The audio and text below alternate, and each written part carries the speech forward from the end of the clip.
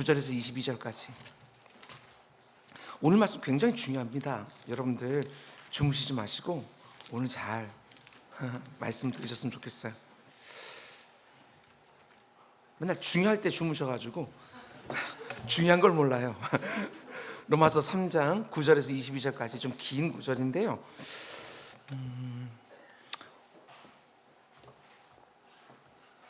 12절까지만, 9절부터 12절까지만 우리 한 목소리 함께 읽겠습니다. 9절부터 12절까지 시작. 그러면 어떠하냐? 우리는 나으냐? 결코 아니라. 유대인이나 헬라인이나 다 죄 아래에 있다고 우리가 이미 선언하였느니라. 기록된 바 의는 없나니 하나도 없으며 깨닫는 자도 없고 하나님을 찾는 자도 없고 다 치우쳐 함께 무익하게 되고 선을 행하는 자는 없나니 하나도 없도다. 아멘. 아멘. 오늘 우리가 짧은 구절을 읽었지만 오늘 3장 전체를 우리가 좀 빠르게 보려고 합니다. 오늘 로마서 강의 17번째 시간으로 오늘 말씀의 제목은 이제는 율법 외에 하나님의 한 의가 나타났으니, 이런 제목입니다. 이제는 율법 외에 하나님의 한 의가 나타났으니.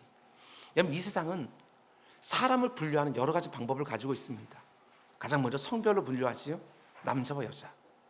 그리고 피부색으로 분류하기도 합니다. 흑인, 백인, 황색인. 또 부를 기준으로 나누기도 하죠. 부자와 가난한 자, 그리고 중산층. 근데 지금 이 로마서가 쓰여지고 있는 1세기 이스라엘 사회에서 가장 흔한 분류법은요, 유대인과 이방인, 이 분류법입니다. 세상의 모든 사람들을 유대인 아니면 다 이방인이에요.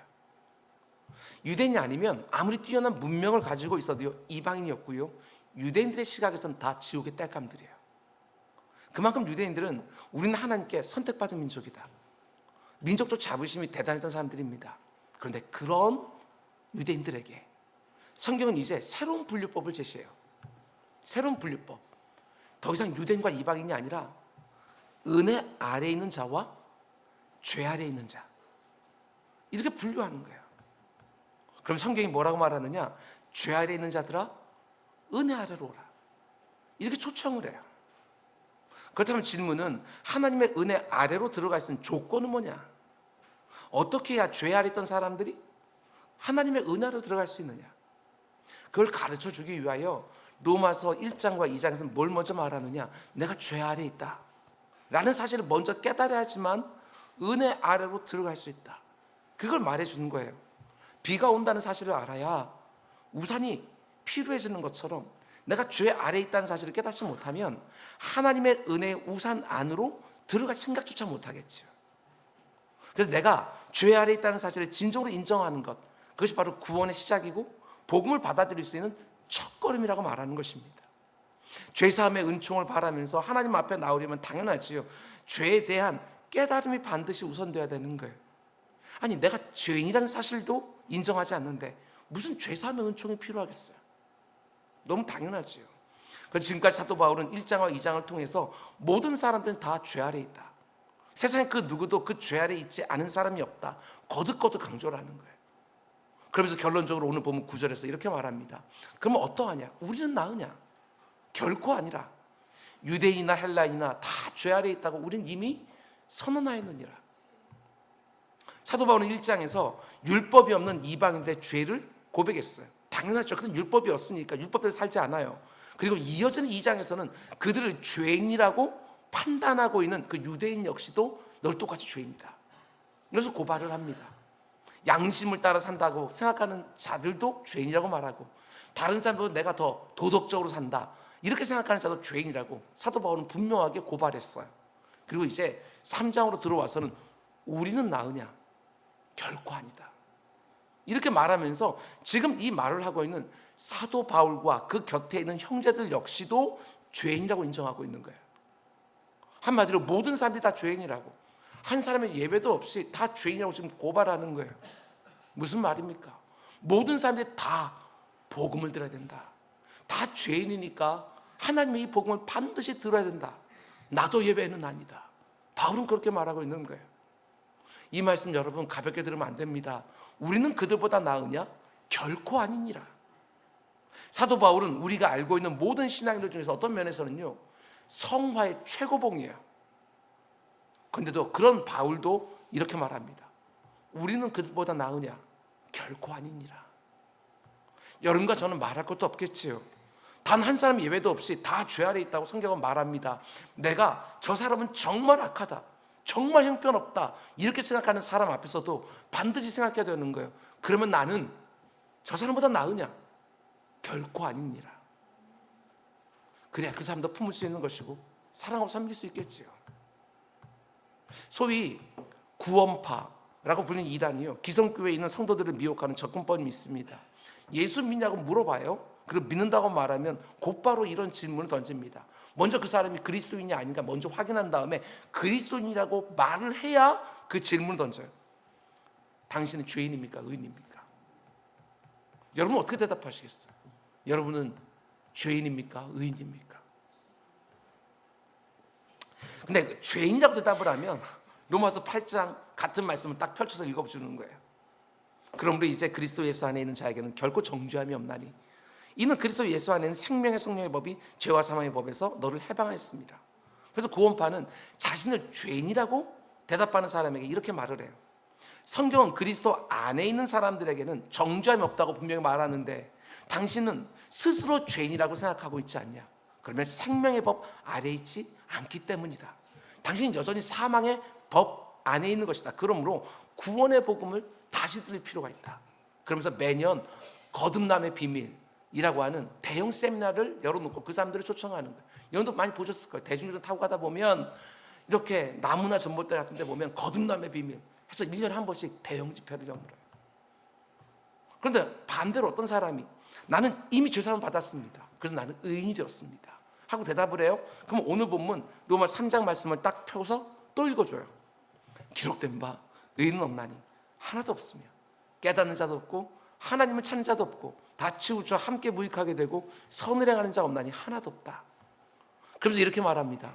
당신이 스스로 의인이라고 생각하는 것은 아직도 복음을 모른다는 증거다. 그러니 복음을 다시 들어야 된다.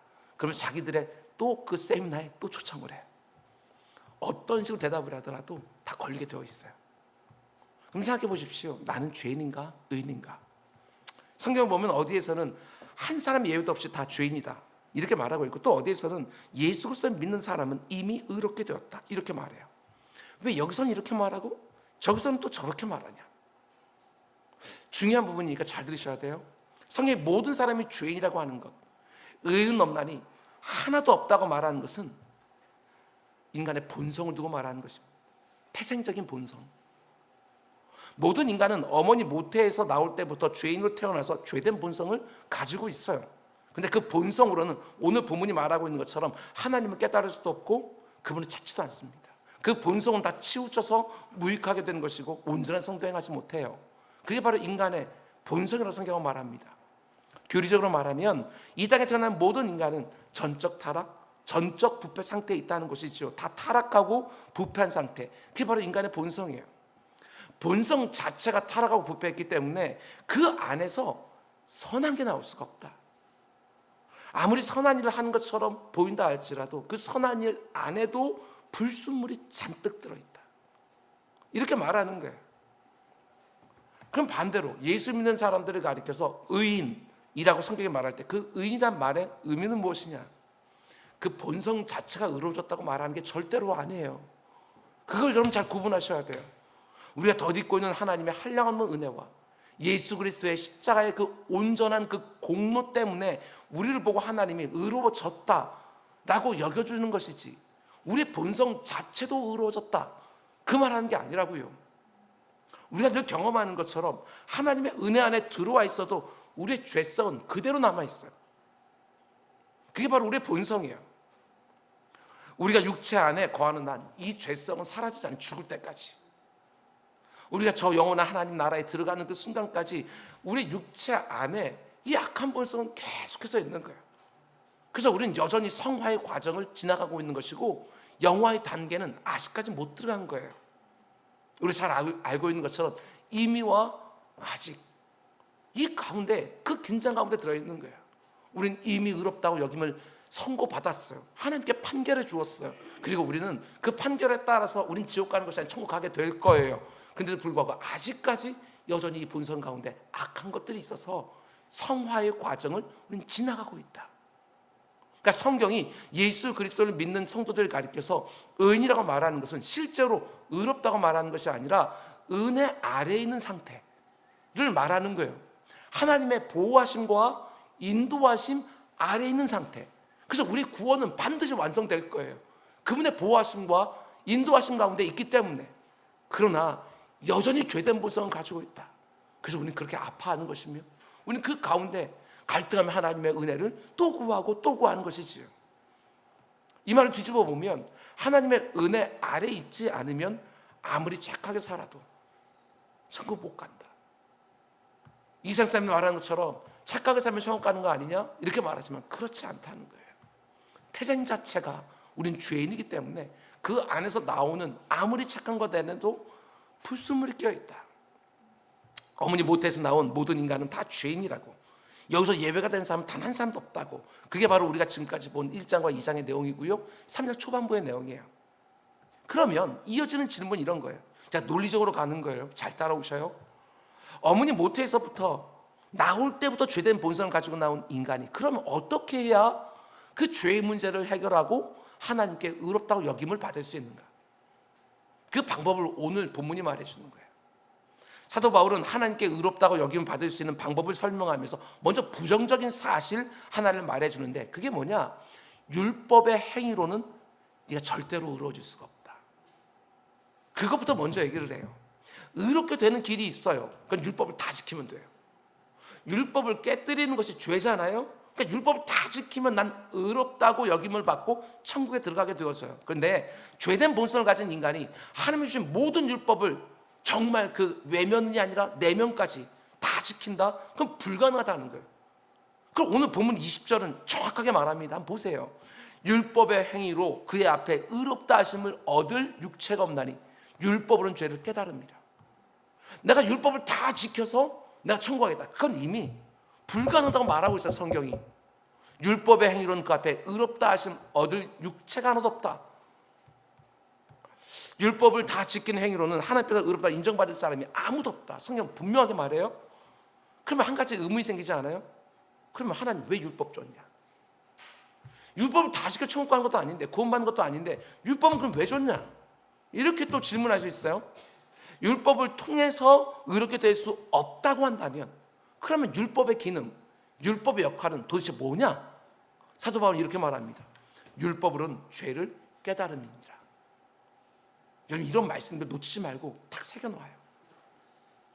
죄를 해결하는 것이 아니라 죄를 깨닫게 하는 것, 나로 하여금.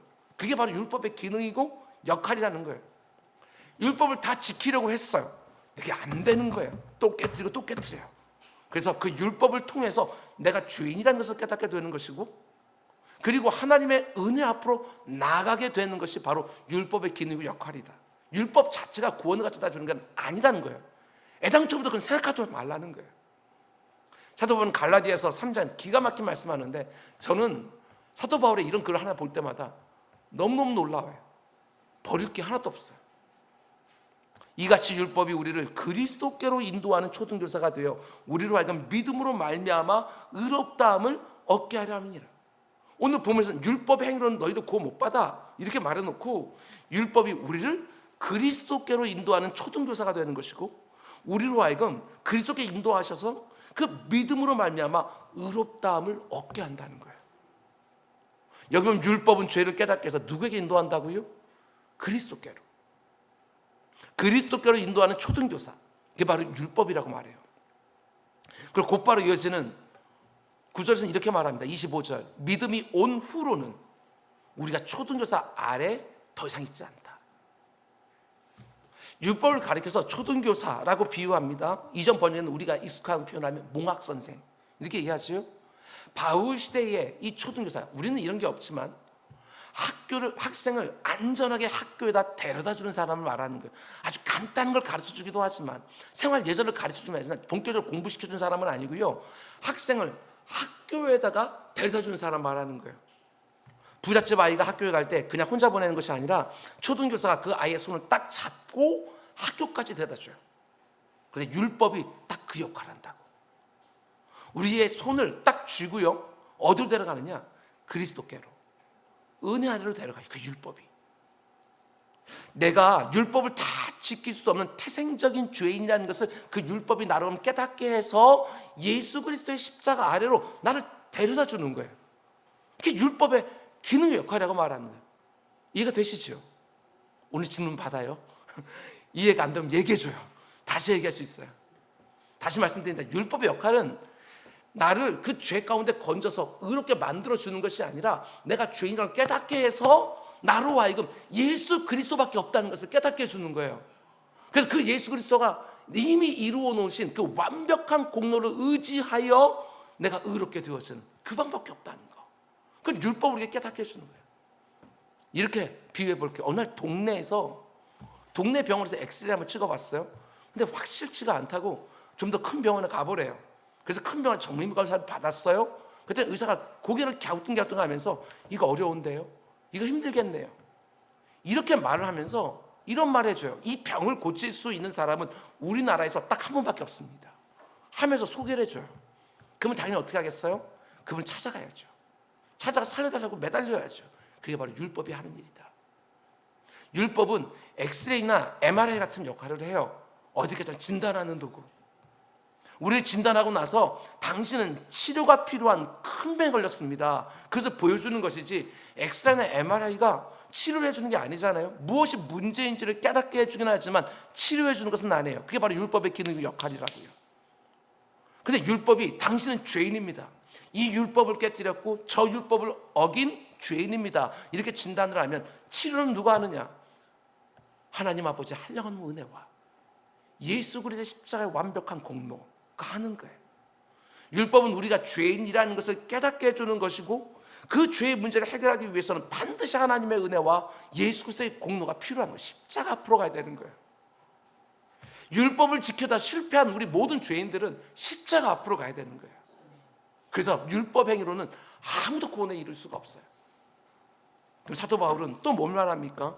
앞에서는 율법의 행위로는 절대로 우리가 의로워질 수 없다고 논증을 한 다음에 곧바로 이어서 오직 하나님의 은혜를 통해서만 의로워질 수 있다, 그 말을 하기 시작해요. 21절과 22절을 보십시오. 우리가 로마서 강해 초반부에 이미 봤던 말씀인데 바울은 이렇게 말합니다. 이제는 율법 외에, 율법은 안 돼요. 이제 하나님의 한 의가 새롭게 나타났으니 율법과 선지자들에게 이미 증거를 받은 것이다.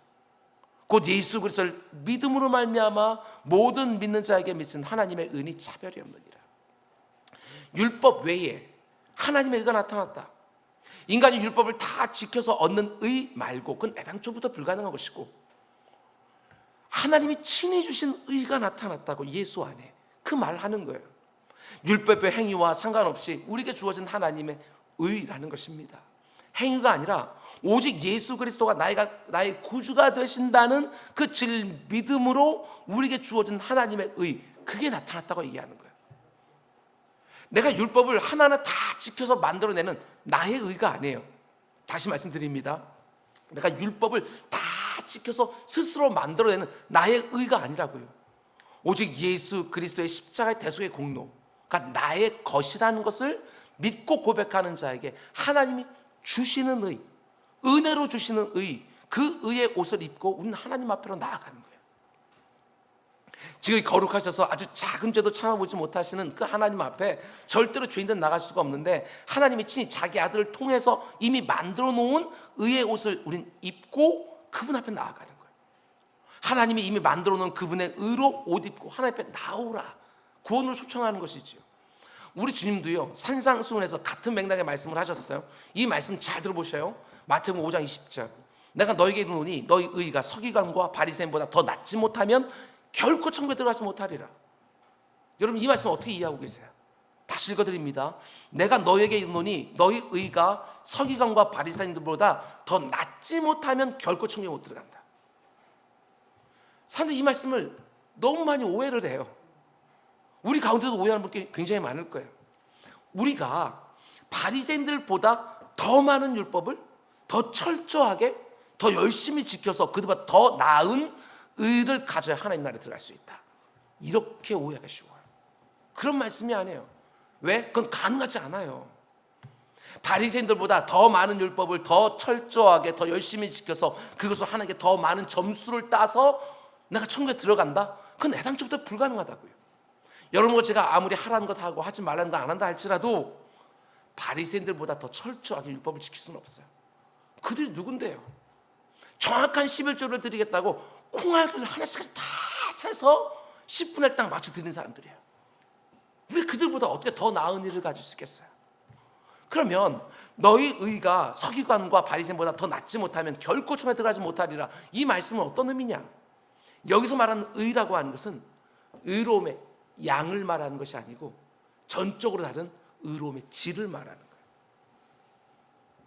의로움의 양에 있어서는 바리새인을 우리는 따라갈 수가 없어요.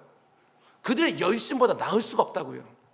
그러니까 그들보다 나은 의를 가져야 천국에 들어갈 수 있다는 주님의 말씀은 이런 의미예요. 얘들아, 꿈 꿔라. 바리새인들이 하는 것처럼 율법 다 지켜서 천국에 들어가는 방식 불가능하다니까. 이 말씀하시는 거예요. 바리새인들 율법 지키는 거 맞지? 너희들 그들보다 더 나은 의를 가져야 되는데 너희들 그래 살 수 있어? 그게 못 살잖아. 그러니까 율법 다 지켜서 저들처럼 천국 들어가려고 하는 건 애당초부터 꿈도 꾸지 마. 그거 말고 전혀 다른 차원의 질의 그 의가 필요하다. 우리 주님 그렇게 말씀하고 계시는 거예요. 지금까지 사람들의 생각은요 이런 거예요. 우리 가운데도 그렇게 생각하는 분 굉장히 많을 거예요. 이거 제가 신앙생활 굉장히 오래 하신 분들, 그 다음에 직분을 가지고 굉장히 또 신학적으로 바꾸신 분들도 우리 교회 성도님들 말하는 거 보면서 깜짝깜짝 놀랄 때가 있어요. 여전히 율법주의자구나, 이런 생각 들 때가 있거든요. 우리들은 일반적으로 이렇게 생각해요. 종교적인 열심을 가지고 이런저런 율법의 행위를 하면서 의를 쌓다 보면 그게 바로 하나님 앞에서 내 의로움의 점수가 된다고 생각을 하는 거예요. 그리고 그 의로움의 점수가 일정 기준을 넘어서면 하나님이 나보고 너 의롭다고, 의로워졌다고 그렇게 말해줄 것처럼 생각하는 분이 얼마나 많을지 몰라요. 그게 바로 바리새인들이 율법에 그렇게 열심히 냈던 이유거든요. 다른 사람들보다 훨씬 더 율법, 제가 다음 시간에 그 얘기도 할 거예요.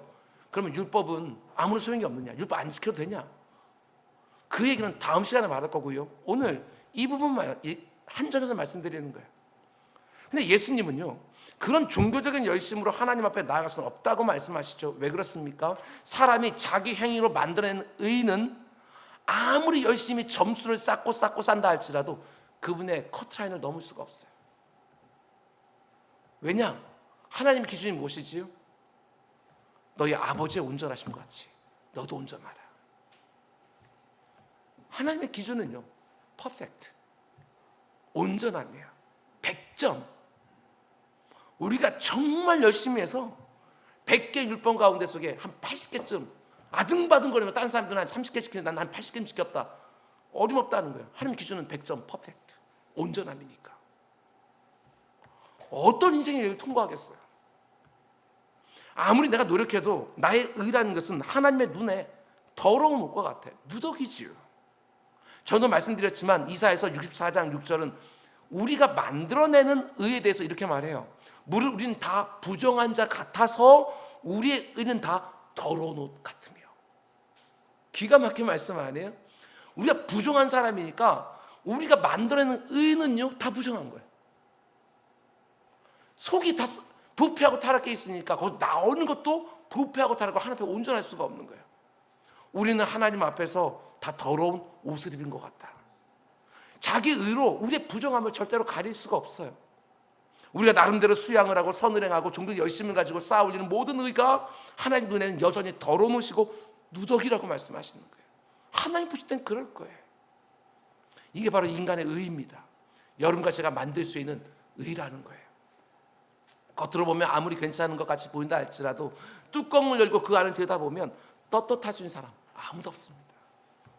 여러분도 그렇고 저는 말할 것도 없고 속이 안 들여다 보이니까 우리가 그냥 괜찮은 사람인 것처럼 함께 지내는 것이지 우리 속마음이 다 들여다 보이기 시작하면 정말 1초도 서로 상대하지 못할 거예요.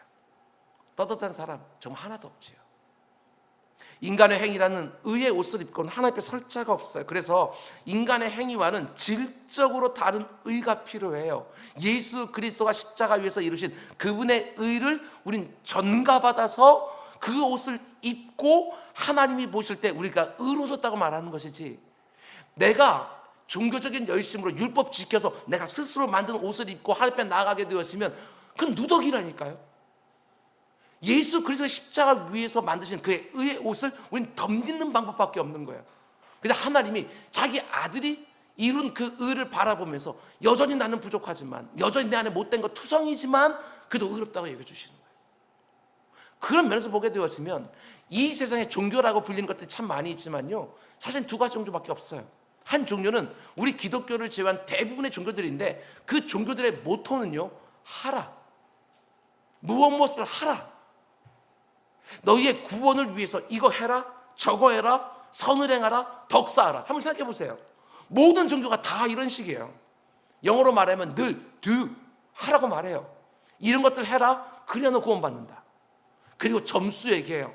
어느 정도 되게 되어지면 마치 그 구원을 이룰 수 있는 것처럼, 우리 스스로 힘으로. 그런데 우리가 믿는 기독교는 뭔가를 하라고 요구하지 않아요. 그 대신에 하나님이 이미 다 해놨다. 하나님이 다 이루어 놓았다. 이렇게 말하는 거예요.